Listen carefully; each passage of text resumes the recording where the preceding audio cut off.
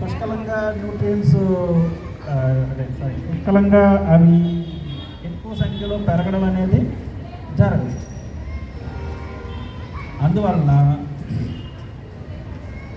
ఈ కలపడం విరుద్ధం, కానీ కలపకపోతే ప్రాబ్లం. ఇంకా నేనేం చేశానంటే కొంచెం స్టడీ చేశాను. ఈసారి చెట్టు మాన దగ్గరికి వెళ్ళి ఆ వేషాలు లేదా కొద్దిగా నేను బొటానిక్ స్టూడెంట్ కాదు, నేను కంప్యూటర్స్ అండ్ ఎలక్ట్రానిక్స్ మ్యాథ్స్ కలిపి చదువుకున్న స్టూడెంట్. అయినా పర్వాలేదు సార్ చదువుతాం. ఇది యాక్చువల్గా బాటనీలో జువాలజీ కూడా నాకు సరిగ్గా తెలియదు, కానీ మైక్రోబ్స్లోకి వెళ్ళాను. మైక్రోబ్స్లోకి వెళ్తే రెండు రకాల మైక్రోబ్స్ ఉన్నాయని తెలిసింది. ఎరోబిక్ ఒకటి, అనరోబిక్ ఒకటి.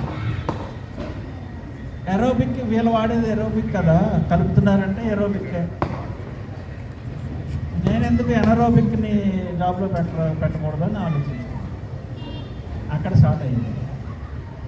ఎనరోబిక్ ఎక్కడ ఉంటుంది అంటే మన వ్యర్థాలు, మన నేచురల్గా వచ్చిన వ్యర్థాలు ఏమున్నాయో అంటే జనరల్గా ఎండుతారు, అవి పడి పడి పడి పడి అంటే సీజన్ బై సీజన్ పడుతూ ఉండి కింద ఉన్నాయి, బయోడైజెస్ట్ అవుతూ ఉంటాయి.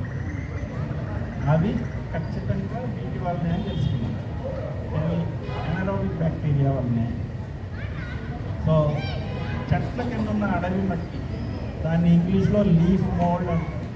లీఫ్ ఎండిన బయోడైజెస్ట్ అయిపోయి పౌడర్లా తయారైపోతుంది, మట్టిలో కలిసిపోవడానికి రెడీ అయిపోతాయి అన్నమాట. సో ఇలా దొంతర్లుగా ఎప్పటి నుంచో ఒక 2-3 సంవత్సరాలు, అట్లీస్ట్ 2 సంవత్సరాలన్నా పడాలి.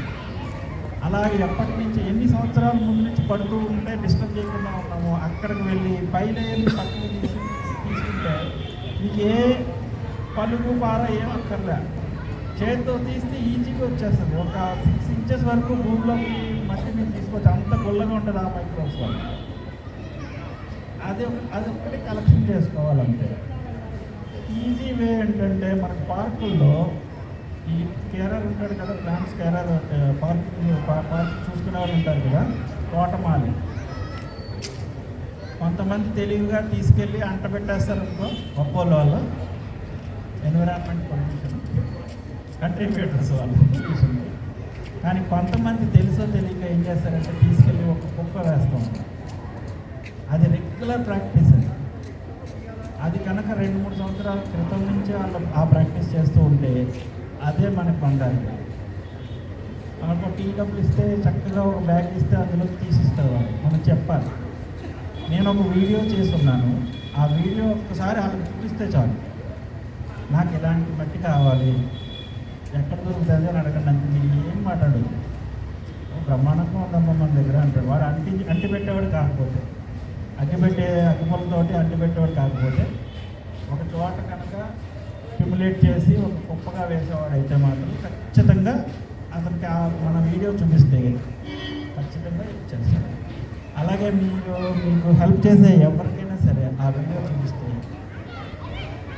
నిజంగా అతను మీకు హెల్ప్ చేయాలనుకుంటే అతను కానీ ఆమె కానీ ఏ ప్రయాణం చేసినా అక్కడే చూస్తాడు. నేనైతే రోడ్డు మీద వెళ్తే పక్కన పెళ్ళి కనిపించవు, నాకు ఎక్కడైనా చెట్టు ఉంటే దాని కింద ఆకులు ఉన్నాయనుకో ఎన్ని సంవత్సరాల నుంచి పడి ఉండొచ్చు అని చూస్తా.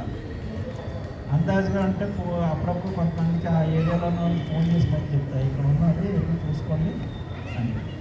అది తెచ్చుకొని ఒక టెస్టింగ్ ప్రాసెస్ ఉంటుంది, అది కూడా ఒక ద్రావణం తయారు చేసుకోండి, మైక్రోబియల్ లిక్విడ్ తయారు చేసుకోండి. అది చేసుకుంటే అందులో పాస్ అయ్యింది అంటే అందులో మైక్రోబ్స్ ఉన్నట్టు. ఇది ఒక్కటి చేసుకుంటే చాలు మీకు, ఇంక తర్వాత మళ్ళీ వెళ్ళి తెచ్చుకుంటారు. ఆ మట్టి ఎంత తీసుకున్నామో అంతే అన్నం, ఈ రెండింటిని కలిపేసి ఏ బయో మెటీరియల్ నుంచి మనం న్యూట్రియంట్స్ని ఎక్స్ట్రాక్ట్ చేద్దాం అనుకుంటున్నామో అది ఏ పాత్రలో చేద్దాం అనుకుంటున్నామో ఆ పాత్రలో 3వ వంతు వరకు ఫిల్ చేసేసి టైట్గా. ఇప్పుడు బకెట్ అనుకోండి, ఒక హ్యాండ్ఫుల్ సరిపోతుంది, ఒక పిడికెడ సరిపోతాయి అన్నమాట. పిడికెడ మట్టి అంటే అడవి మట్టి, నేను చెప్పాను ఇందాక చెప్పాను. ఒక పిడికిడు అన్నం, ఈ రెండింటిని కలిపేసేసి వేసేసి శుభ్రంగా నీరు పోసేసుకుంటే నిండా ఈ ఈ ఈ మెటీరియల్ తేలకుండా ఉండేలాగా ఏదన్నా పలకరాయి పెట్టేసేసి సో నిండా నీళ్ళు పెట్టేసి నిండా ఇంకా ఖాళీ ఉంచక్కర్లేదు. దీనికి టైట్ మూత ఉంటే టైట్ మూత పెట్టేయండి, లేకపోతే మన పట్టాలు ఉంటాయి కదా, పట్టా ముక్క ఒకటి పెట్టేసి తాడుతో గట్టిగా కట్టేసి గాలి వెళ్ళక్కర్లేదు, వెళ్ళకూడదు కూడా. గాలి వెళ్ళకుండా ఎంత టైట్గా చేస్తే అంత ఎఫెక్టివ్ ద్రావణం తయారవుతుంది. ఇది ఎక్స్ట్రాక్షన్ మెథడ్. దీన్ని కనిపెట్టుకున్నాం మనం, రెడీ అయిపోయాము అనుకున్నాం.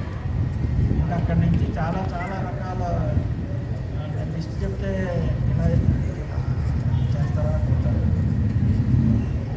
మనిషి యూరిన్ని కూడా అందులో ప్రధాన పదార్థంగా యూజ్ చేసి మీరు క్రాస్ చెక్ చేసి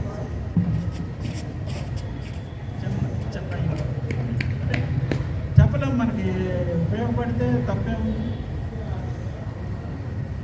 ఓకే, అంటే కొంచెం జాగ్రత్తగా ఉండాలి అది చేసేటప్పుడు. బ్యాడ్ బ్యాక్టీరియా వచ్చే అవకాశం. సో అందులో మనం ఇంక్లూడ్ చేయలేదు మన దాంట్లో, పక్కన పెడతాం. మాకు అక్కడ ఆవు పేడ దొరకదు, గుర్రం పేడ దొరుకుతుంది. గుర్రం పేడతో చేసినాం మన ఇంట్లో. మరి అందరికీ గుర్రం పేడ దొరకదు, ఆవు పేడ కూడా దొరికే పరిస్థితి కొంచెం కష్టమే కదా. ఇప్పుడు చూడండి, రాట్ ఏరియాలో కొండలు ఉన్న ప్లేస్లో అయితే ఫ్రీ గ్రేజింగ్ ప్లేస్ ఉంది కాబట్టి ఆవుల్ని మనం అక్కడ పెంచగలుగుతాం, వందలుగా పెంచగలుగుతాము. గోమాతలు వెళ్ళి వేసి వస్తాయి, ఇంటికి వస్తాయి, అవి వేసే పేడ మూత్రం తీసుకోవచ్చు. కానీ ఈ విజయవాడ నుంచి ఈ కోస్టల్ డిస్ట్రిక్ట్ ఎక్కడికి వెళ్ళినా గట్టు కూడా ఖాళీ ఉండదు మనకి. ఏదో కూరగాయ వేసుకుంటాం, ఏదో ఒకటి పండిస్తాం. అంటే గోమాతకు ప్లేస్ ఎక్కడ ఉంటుంది? మనకు మనసులో ఉంటుంది కానీ పెంచలేము. పెంచకుండా పేడ వస్తుంది అంటే దాన్ని కూడా అవాయిడ్ చేస్తాం. ఇంకేం చేయాలి అంటే ఇక్కడ ఇదే ఎక్స్ట్రాక్షన్ మెథడ్ ఉపయోగించాలి.